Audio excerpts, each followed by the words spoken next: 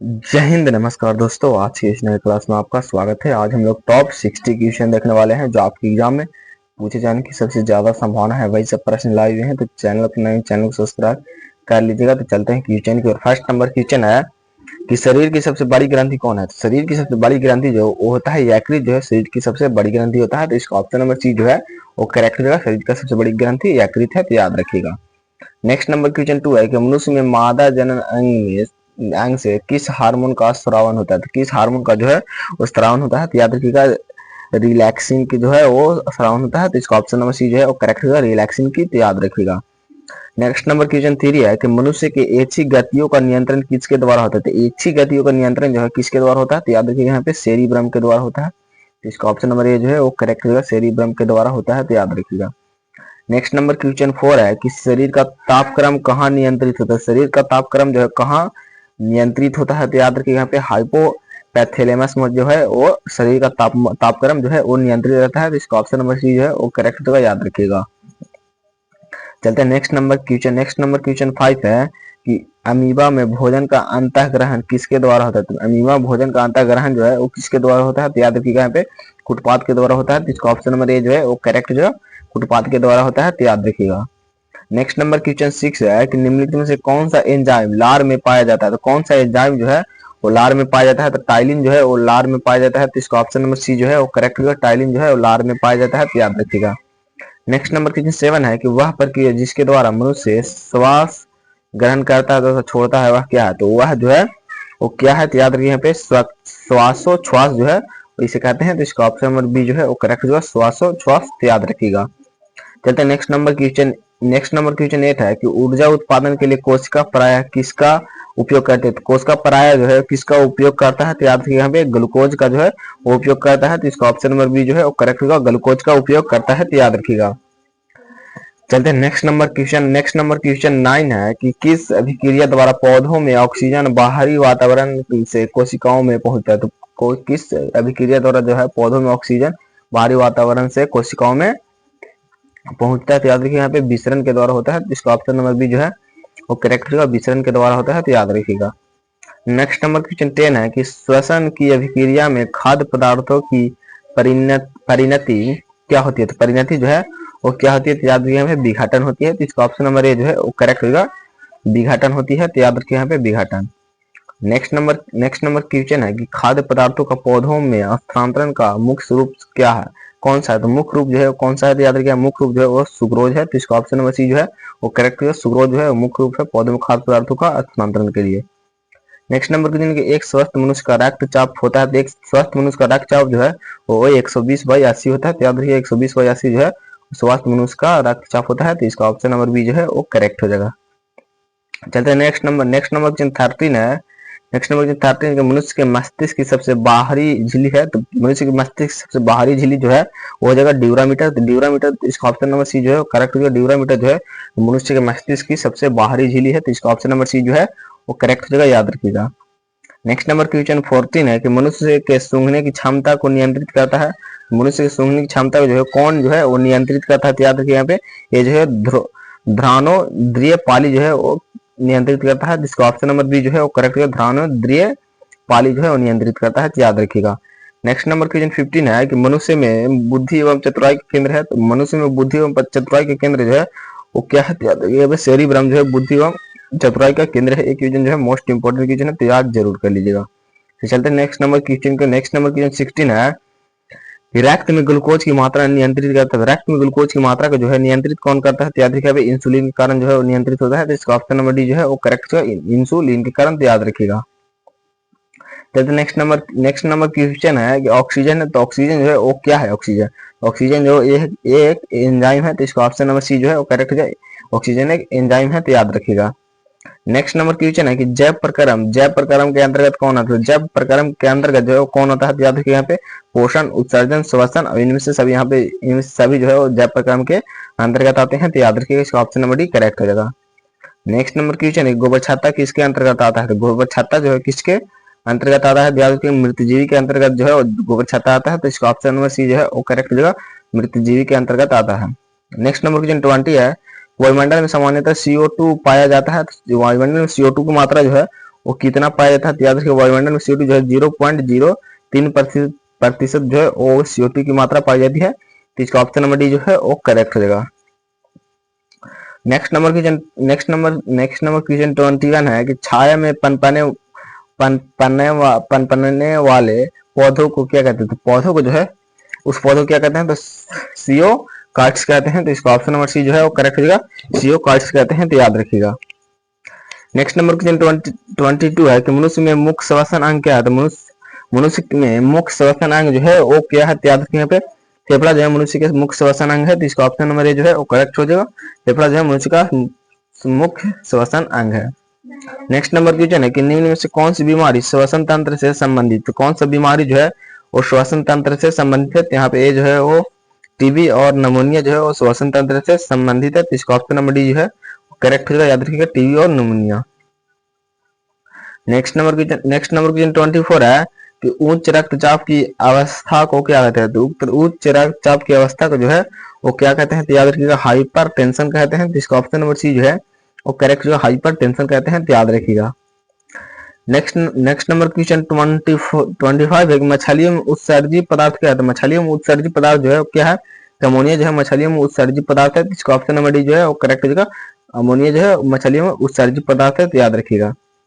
Next number question 26 है कि पौधों में आवश्यकताओं से अधिक जल किस प्रक्रिया द्वारा बाहर निकाले जाते हैं, तो किस प्रक्रिया द्वारा जो है बाहर निकाले जाते हैं, तो याद रखिए यहाँ पे वाष्पोत्सर्जन के द्वारा निकाले जाते हैं। इसका ऑप्शन नंबर बी जो है वो करेक्ट हो जाएगा, वाष्पोत्सर्जन द्वारा निकाले जाते हैं, तो याद रखिएगा। नेक्स्ट नंबर क्वेश्चन है कि निम्न किस प्रकाश संश्लेषी अंग कहते हैं, किसे जो है प्रकाश प्रकाश संश्लेषी अंग कहते हैं, तो याद रखिए पत्ती को जो है प्रकाश संश्लेषी अंग कहते हैं। तो इसका ऑप्शन नंबर ए जो है वो करेक्ट हो जाएगा, पत्ती को प्रकाश संश्लेषी अंग कहते हैं, तो याद रखिएगा। नेक्स्ट नंबर की पौधों में गैसों का आदान प्रदान के लिए कहते हैं, तो पौधों में गैसों का आदान प्रदान के लिए जो है वो क्या रहते हैं, तो याद रखिए रंध्र रहते हैं। तो इसका ऑप्शन नंबर बी जो है वो करेक्ट हो जाएगा, रंध्र जो है पौधों में गैसों के आदान प्रदान के लिए रहते हैं, तो याद रखिएगा।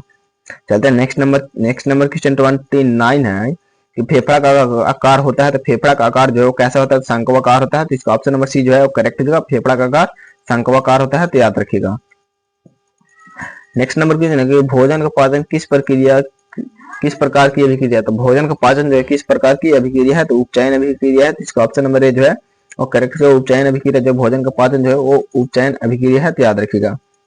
अगर आपको वीडियो पसंद आए तो वीडियो को लाइक एंड दोस्तों में शेयर जरूर कीजिएगा और चैनल को सब्सक्राइब कर लीजिएगा। इसका पीडीएफ चाहिए तो आप टेलीग्राम चैनल को ज्वाइन जरूर कर लीजिएगा, जिसका लिंक जो है आपको डिस्क्रिप्शन बॉक्स में मिल जाएगा, तो ज्वाइन जरूर कर लीजिएगा।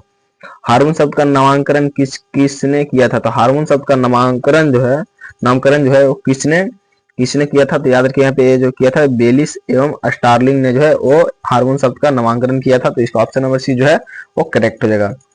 नेक्स्ट नंबर क्वेश्चन 32 है कि पृथक्करण का नियम किसने दिया था, तो पृथक्करण का नियम जो है किसने दिया था, तो याद रखिएगा मेंडल ने जो है वो पृथक्करण के नियम दिया था। तो इसका ऑप्शन नंबर सी जो है वो करेक्ट हो जाएगा, मेंडल ने जो है पृथक्करण का नियम दिया था, तो याद रखिएगा। नेक्स्ट नंबर क्वेश्चन 33 है कि जीव विज्ञान शब्द का प्रयोग सर्वप्रथम किसने किया, तो जीव विज्ञान शब्द का प्रयोग जो है सबसे पहले जो है वो लैमार्क तथा ट्रेविनस ने जो है वो किया था। तो इसका ऑप्शन नंबर ए जो है वो करेक्ट है, लैमार्क तथा ट्रेविनस ने, तो याद रखिएगा। नेक्स्ट नंबर क्वेश्चन 34 है कि जीव विज्ञान के जनक के नाम से कौन जाने जाता है, जीव विज्ञान के जनक के नाम से जो है कौन जाने जाता है, अरस्तु जो है वो जीव विज्ञान के जनक के रूप में जाने जाते हैं। तो इसका ऑप्शन नंबर सी जो है वो करेक्ट हुआ, अरस्तु। नेक्स्ट नंबर क्वेश्चन 35 है कि वनस्पति विज्ञान के जनक के नाम से कौन जाने जाते हैं, तो वनस्पति विज्ञान के जनक के रूप में जो है वो जाने जाते हैं थियोफ्रेट्स जाने जाते हैं। तो इसका ऑप्शन नंबर ए जो है वो करेक्ट जो है, थियोफ्रेट्स जाने जाते हैं, तो याद रखिएगा। नेक्स्ट नंबर क्वेश्चन 36 है कि बॉटनी शब्द की उत्पत्ति किस भाषा के शब्द से हुई है, तो किस भाषा के जो है वो शब्द से हुई है, तो याद रखिए यहाँ पे ग्रीक भाषा के शब्द से हुई है। तो इसका ऑप्शन नंबर ए जो है वो करेक्ट हो जाएगा, ग्रीक भाषा के शब्द से हुई है, तो याद रखिएगा।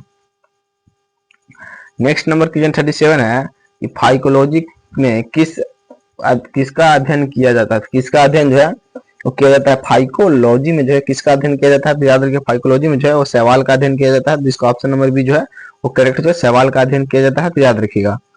नेक्स्ट नंबर क्वेश्चन 38 है कि पर्यावरण का अध्ययन जीव विज्ञान के किस शाखा के अंतर्गत आता है, पर्यावरण का अध्ययन जो है वो जीव विज्ञान के किस शाखा के अंतर्गत आता है, तो याद रखिएगा ये जो है वो परिस्थितिकी के अंतर्गत आता है। तो इसका ऑप्शन नंबर डी जो है वो करेक्ट हो जाएगा, परिस्थितिकी के अंतर्गत आता है, तो याद रखिएगा।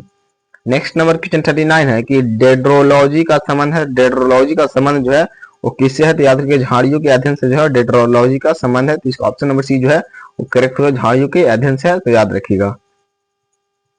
नेक्स्ट नंबर क्वेश्चन 41 पुष्पों का अध्ययन कहलाता है, तो पुष्पों का अध्ययन जो है वो क्या कहलाता है, तो पुष्पों का अध्ययन जो है वो एंथोलॉजी कहलाता है, तो इसका ऑप्शन नंबर सी जो है वो करेक्ट हो जाए, एंथोलॉजी जो है वो पुष्पों का अध्ययन कहलाता है, तो याद रखिएगा।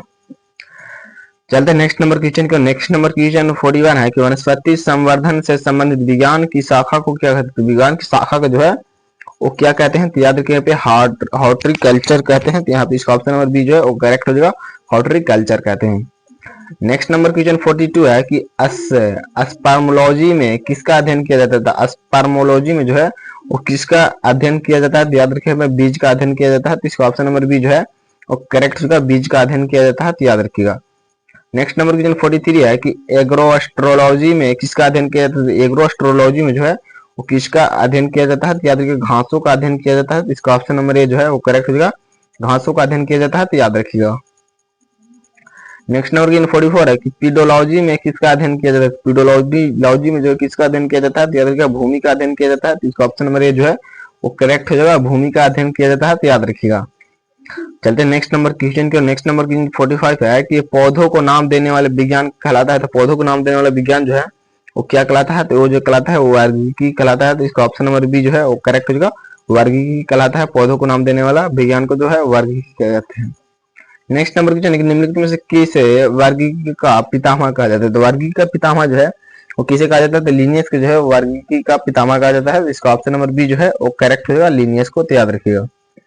नेक्स्ट नंबर क्वेश्चन 47 है कि सूक्ष्म जीव मिलते हैं, तो सूक्ष्म जीव जो है वो यहाँ पे मिलते हैं, तो याद रखिएगा यहाँ पे रेतीली मिट्टी में मिलते हैं, लवण युक्त पानी में, दलदल भूमि में, इनमें से सभी में, तो इसका ऑप्शन नंबर डी जो है करेक्ट, यहाँ पे सभी में जो है सूक्ष्म जीव मिलते हैं, तो याद रखिएगा।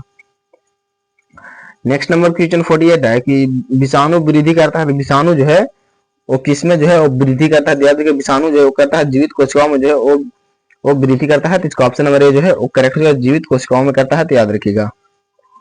नेक्स्ट नंबर क्वेश्चन 49 है कि साबूदाना किसने बनाया था, साबूदाना जो है वो किससे बनाया जाता है, साबूदाना जो है किससे बनाया जाता है, तो याद रखिएगा ये जो है साइकस से बनाया जाता है, तो इसका ऑप्शन नंबर डी जो है वो करेक्ट होगा, साइकस से बनाया जाता है, तो याद रखिएगा।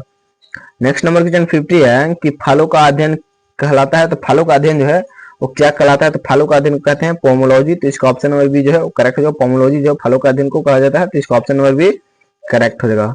नेक्स्ट नंबर क्वेश्चन 51 है कि दधिनाम पद्धति का प्रतिपालक है, तो दधिनाम पद्धति का प्रतिपादक जो है प्रतिपालक जो है वो कौन है, तो याद रखिए यहाँ पे ये जो है लीनियस है, तो इसका ऑप्शन नंबर सी जो है वो करेक्ट है, लीनियस जो है वो इसके प्रतिपालक है, तो याद रखिएगा। नेक्स्ट नंबर क्वेश्चन 52 है जीवाणु को की खोज सर्वप्रथम किसने की थी, जीवाणु की खोज जो है सर्वप्रथम किसने की, तो याद रखिएगा लिवेन हॉक ने जो है की थी, तो इसका ऑप्शन नंबर सी जो है वो करेक्ट होगा, लिवेन हॉक ने की थी, तो याद रखिएगा। चलते नेक्स्ट नंबर क्वेश्चन 53 है कि जिन पौधों पर बीज बनते हैं किंतु पुष्प नहीं लगते हैं क्या कहलाते हैं, जिन पौधों पर बीज बनते हैं लेकिन पुष्प नहीं लगते उन पौधों को जो है वो अनावृतबीजी कहते हैं, तो इसका ऑप्शन नंबर डी जो है वो करेक्ट है, अनावृतबीजी कहते हैं, तो याद रखिएगा।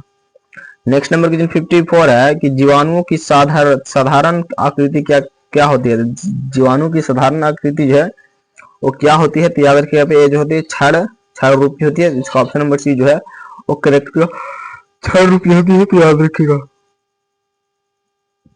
जो जीवाणु आकार में सबसे छोटे होते हैं क्या कहलाता है, तो जो जीवाणु जो आकार में सबसे छोटे होते हैं वो क्या कहलाते हैं, तो गुलाणु होते हैं, तो इसका ऑप्शन नंबर बी जो है वो करेक्ट होगा, गुलाणु होते हैं, तो याद रखिएगा।